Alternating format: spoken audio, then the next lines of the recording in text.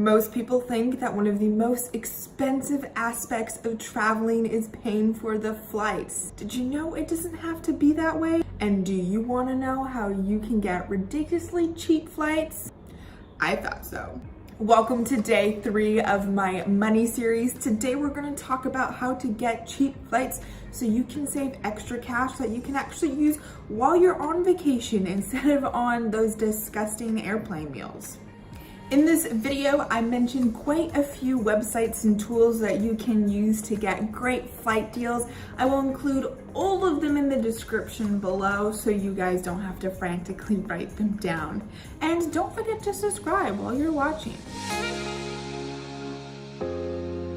My first tip is to search for your flights in incognito mode.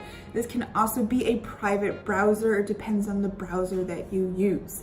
Some people believe that this is a myth, however, I choose not to believe it, and I still do it just in case because I would rather save several $100s than search in a regular browser and pay full price, if not more. What an incognito browser does is it stops cookies from following you. These cookies will track you and can often bump up your flight prices. So no, you're not going crazy. If you're looking for a flight, go back and find that it has gone up. Your computer knows where you have been. It tells companies and then they bump up prices.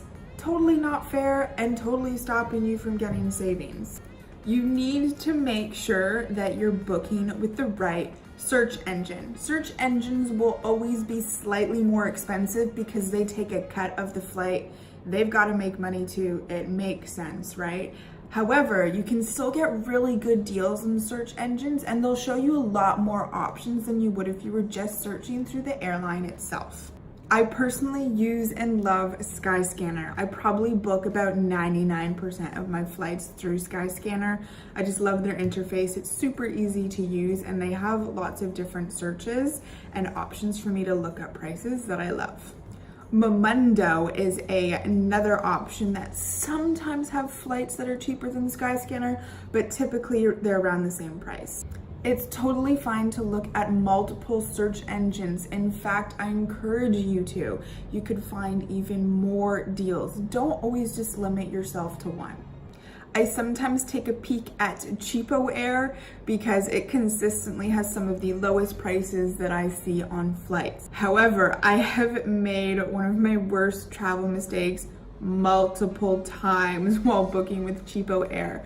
So when you go there, especially in incognito or private browser, make sure you're set to the currency that you want to book in. Many times I thought I was booking in Canadian dollars. Turns out it was US. When it showed up on my visa, guess who wasn't happy paying hundreds of dollars more? Me. Another search engine that's getting really popular is Kiwi.com. What's so great about Kiwi is that it looks at all of the airlines. Most times when you're booking a connecting flight, it will only book flights for you with airlines that have sister airlines. Oftentimes these are more expensive airlines and your ticket will be pricier. However, with Kiwi, it could connect you from a budget airline to a more expensive airline. You're gonna save on that budget airline. However, sometimes you do not have guaranteed connections and you'll have to check in at the new airport you get to and or move your bags. My last recommendation for flight search engines is Airfare Watchdog. This site is really good at finding sale and error fares, which I'll talk about a little bit later. Most importantly, you want to avoid search engines like Expedia. Those big guys are just not good. You're always going to end up paying more through them. All right, next, find out which day is the cheapest to fly. Ignore all of those articles that you have read on Tuesdays being the cheapest day to fly. Oh no, now it's Thursday, so you should fly at this time, or weekends are cheaper. Ignore all of it. They're all myths. No one has any idea. They're just educated guesses, and like I said, literally no one has any idea. What you can do is go to Skyscanner, put in the destination that you're leaving from, where you want to go to, and then you can search for the entire month. This gives you an idea of what days are the cheapest All the cheapest prices will be labeled in green, medium in yellow, and highest in red, so you can get a general idea and see a pattern of what days are actually cheapest to fly onto wherever you're going. My next tip is not easiest for everyone, but if you have the ability to be flexible, then use it. Use the tip that I just suggested, looking at the entire month on Skyscanner, and fly on the cheapest day. Oftentimes, just flying a day before or after could save you hundreds of dollars. Being flexible is one of the best ways to save money on flights. If you don't already, you need to start flying with budget airlines. Yes, budget airlines are great for your budget. But the most important thing is to read the fine print and know what you are getting. Budget airlines will not give you meals, they will not give you blankets, they will not give you anything but your seat, and usually carry on luggage. Checked luggage is always going to be extra. Sometimes it's a little bit more costly, but it's usually not too bad. Food and drink prices are also going to be very expensive on the plane. However, you can buy food in the airport and take it on the flight with you, or bring anything that's allowed through security to save even more. If you're going somewhere and have no idea if budget airlines fly there, you can always check the local airport's website, and there will be a list of all the airlines that do fly there. Flight error and sale fares. These are the best if you find them, because you can fly for literally ridiculously cheap prices. If you find these, jump on it, because you're not going to see it probably tomorrow. Whether it's because of technical or human error, who cares? You're getting a great deal. The best sites to check for this are secretflying.com. You can choose areas that you want to fly to, or you can choose specific destinations, or you can just do a general search. These have crazy good prices. And a second site to check is Airfare Watchdog. Booking flights separately can also save you money and get you really cheap flights. So instead of looking for a flight from, let's say, Canada to Australia, you're most likely going to have a layover in LA. Why not just look for a flight from Canada to LA and then LA to Australia? You could find a budget airline that flies from LA to Australia, versus if you look from Canada to Australia, they're going to put you on the more expensive airlines and the sister airlines. Plus, then you get a layover in LA that you could choose to be a couple of days long or a few hours. If you are booking your flights separately though, the most important thing is to leave enough room for your connection. Do not have tight connections, because your flights are not going to be guaranteed that you get onto the next one because you didn't book them together.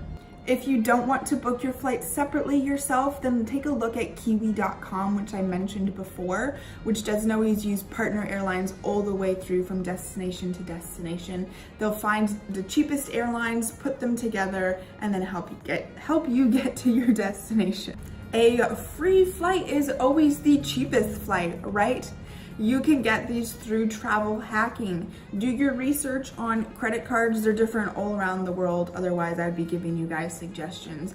Find out which ones you can get points on the fastest so that you can be flying for free. That's amazing. I personally don't do travel hacking because in Canada, it's very limited.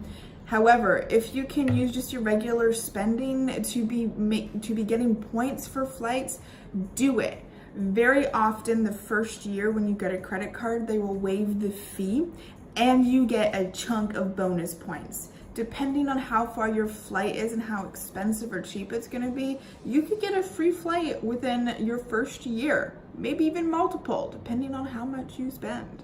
Sometimes these credit cards come with free upgrades as well, so you can ride in style to wherever you are going and not squish an economy like how I always travel.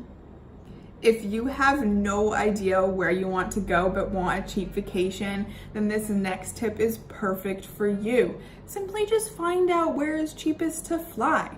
You can do this on Skyscanner by choosing where you leave and then clicking on everywhere. It will then list all of the destinations that are cheapest for you to fly to. Awesome, right? You could score some seriously killer deals and end up in a destination that you may not even have thought of. Or if you have an idea of where you want to go, you can search for a certain region. For example, for me, flying into Europe from Canada is quite expensive, so I'll typically fly into one of the cheaper cities that I can get to, such as Paris or London, sometimes Frankfurt. From there, I'll either stay for a couple days or book a separate flight on a budget airline, because budget airlines in Europe are so cheap. You can get around, like, I can't even believe how cheap it is. Once I'm in Europe, I can then book a cheap flight from whatever major city that I landed in to where I actually want to go. You can also find the search everywhere feature on QB.com, and Google Flights as well is just my preferable choice to use Skyscanner. Don't always discredit that long layover. Sometimes it's actually better to opt for the layover. It could be cheaper for you to spend, let's say, 10 to 24 hours in a destination than it would be to just have a shorter connection. I understand that you may not want to wait in the airport for that long, but some airports are seriously amazing. And some destinations actually offer you free travel in their country or city. Singapore is a great option. If you have a layover there, you can actually get a free bus and tour into the city, see some attractions, see a new place, go back to the airport, and then get on your next flight. How awesome is that? My next tip I advise you to use with caution, and that is hidden city ticketing. This is when you buy a flight to a final destination that is not actually a destination that you want to go to. Sometimes it's actually cheaper to buy a flight to somewhere else that has a connection to where you actually want to go. So you get off at your connection and then leave. This is not always ideal and can be a little bit risky. If you do want to try this, make sure you only have carry-on baggage. Otherwise, your checked baggage is going to be checked to the final destination that you don't actually want to go to. Sometimes flights stop at a destination, let some passengers off, pick up more people, and then continue. If you're on a flight like this, you won't be let off the plane, so you will end up where you don't want to go. Buying flights in bulk is always the cheapest option. If you are looking to go somewhere, buy a return ticket. Buying one-way tickets are always the most expensive option, though it's better for you because you can be more flexible. The difference between buying one-way versus return tickets can sometimes be minimal, or it can sometimes be a couple $100s. Another way to buy tickets in bulk is to do multi-city stops. This is available to book on most booking sites. So if you've got your trip planned and you know exactly where you're going, you can buy all of your flights at once, and then it's just done and you saved money. As soon as you know where you want to go, book your tickets. Booking as soon as possible is always going to be the cheapest option. Don't always sit around waiting for sales. If you have a general idea of where you want to go but are not quite sure, then you can kind of hang around looking for sales. But if you for sure are going somewhere, book it now. There's no secret time to book. Like I just mentioned, if you kind of have an idea where you want to go but aren't quite sure, then you can sign up for email alerts. Look at the destination that you want to go to and see who flies there. Then you can look at the airlines and sign up for their emails, so they'll let you know of sales. You can also sign up for alerts on search engines as well. You can just search for the flight that you want from where you're going, from where you are to wherever you're going, and then it will give you the option to set an alert, and it will let you know if a price dips. When you're booking flights for a group, always search for one person. When you're looking for flights as a group, it will always show you the price of the most expensive ticket. If you look for the ticket price for one person, you get the cheapest seat, and then you can add in seats after or book multiple ones and then put you guys together. My last and final tip is to book your flights in a different currency. Sometimes the stronger currency ends up having a ticket price that is more expensive. If you look in the weaker currency, you could save literally hundreds of dollars, which you obviously want to do. When you are doing this though, make sure you have a credit card that does not charge foreign transaction fees. That's it, guys. You have made it to the end. As always, I am grateful for you watching all of this video. I know some of these tips are going to help you out. There's some really, really valuable ones in here. As always, don't forget to subscribe, comment, like, let me know what you want to see in my next video, what tips you want, if you want to know more about my personal life. I'm open, let me know. Have a great day and see you guys tomorrow for even more money tips.